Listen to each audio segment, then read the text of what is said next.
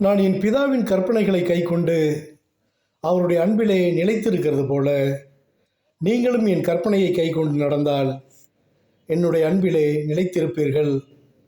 நான் உங்களில் அன்பாய் இருக்கிறது போல நீங்களும் ஒருவரோடு ஒருவர் அன்பாயிருங்கள்.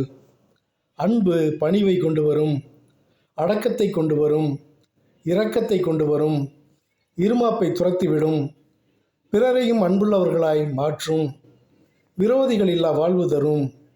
பூரண அன்பு பயத்தை புறம்பே தள்ளும்.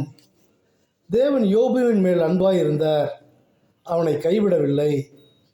யோனாவின் மேல் அன்பு வைத்ததால் 3 நாள் மீனின் வயிற்றில் பாதுகாத்தார்.